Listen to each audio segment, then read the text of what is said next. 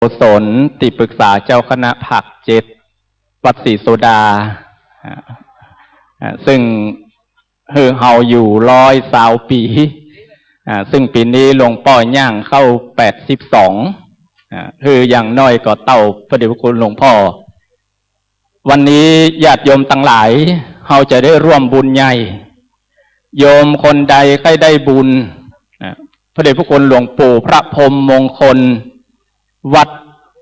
พระธาตุเจ้าสีจอมตองได้ร่วมบุญวันนี้จำนวน500,000 บาทและท่านอาจารย์เจ้าขุนพระศรีศิลปาจารย์ได้นำสลุงเงินมาไว้ที่ข้างหลวงปู่กำลังอธิษฐานจิตใครใครได้บุญใหญ่กับหลวงปู่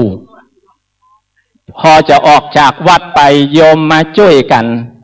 เอาสลุงเงินนั้นให้เต็มอันนี้ท่านอาจารย์เจ้าคุณศรีศิลปาจารย์บอกว่าปกติหลวงปู่500,000นี้เนี่ยจะบอกใครก็ได้แต่วันนี้ศรัทธาเฮาได้ร่วมบุญใหญ่เนี่ยขันเงินนี้โยมร่วมบุญกัน10 ซาวต่อใดก็ได้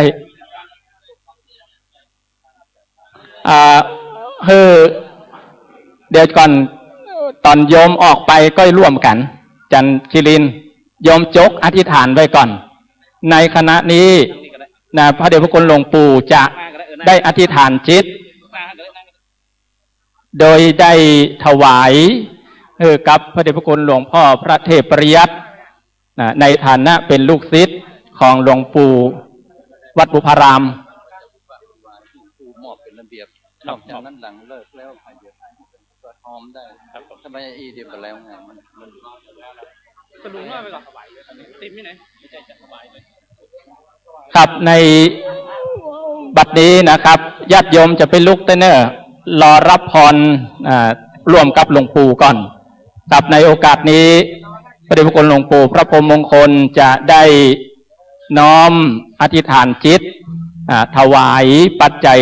จำนวน500,000 บาทพร้อมกับผ้าไตรโดยมีพระเดชพระคุณพระเทพปริยัติ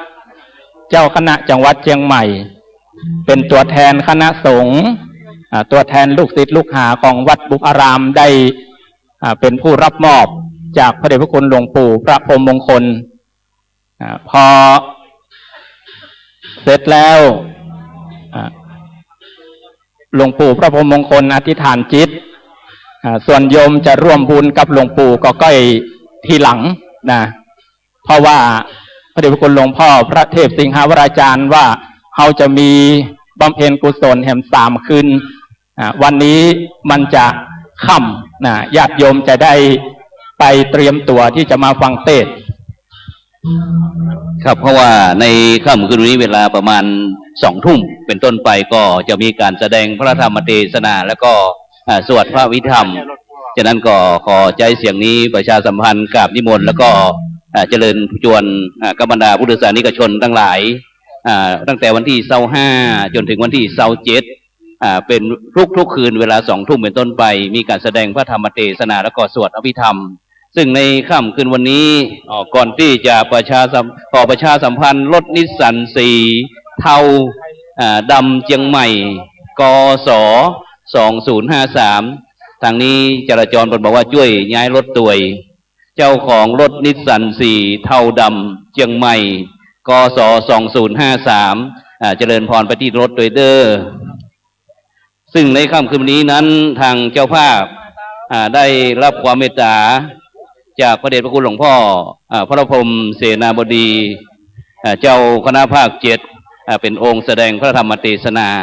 ฉะนั้นก็คณะสัตยาญาติโยมที่ว่างจากภารกิจหน้าที่การงานในค่ำคืนนี้เวลา20 ทุ่มเฮามีนัดกันที่วัดสวนดอกพระอารามหลวงบริเวณแห่งนี้เพื่อที่จะได้บำเพ็ญบุญเป็นบำเพ็ญกุศลถวายแก่พระเดชพระคุณหลวงปู่พระเทพวิสุทธิคุณอดีตเจ้าคณะจังหวัดเชียงใหม่อดีตที่ปรึกษาเจ้าคณะจังหวัดเชียงใหม่อดีตประธานสภาวิทยาเขตเชียงใหม่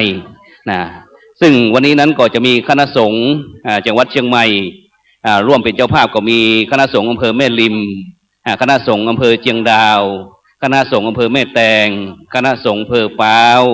คณะสงฆ์อำเภอสารปีคณะสงฆ์อำเภอสันทรายคณะสงฆ์อำเภอเสมิงแล้วก็คณะสงฆ์อำเภอดอยสะเก็ดนะครับร่วมเป็นเจ้าภาพนะครับนอกจากนั้นก็เจริญพรหน่วยงานภาครัฐภาคเอกชนที่มีความประสงค์จะร่วมเป็นเจ้าภาพในการเทศน์การสวดก็เรียนเชิญเจริญพรได้ที่แจ้งความประสงค์จำนงหมายได้ที่คณะกองงานเลขานุการณประลัมพิธี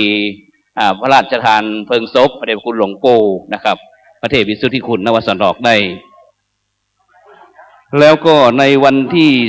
26 มกราคมนี้ก็มีคณะสงฆ์อำเภอเมืองเชียงใหม่คณะอำเภอสงฆ์อำเภอสันกำแพงคณะสงฆ์อำเภอแม่ออน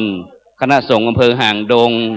คณะสงฆ์อำเภอแม่วางคณะสงฆ์อำเภอสันป่าตองคณะสงฆ์อำเภอดอยล่อคณะสงฆ์อำเภอจอมตองแล้วก็มีคุณแม่สุริพรคลองประเสริฐพร้อมถึงครอบครัวได้ร่วมเป็นเจ้าภาพ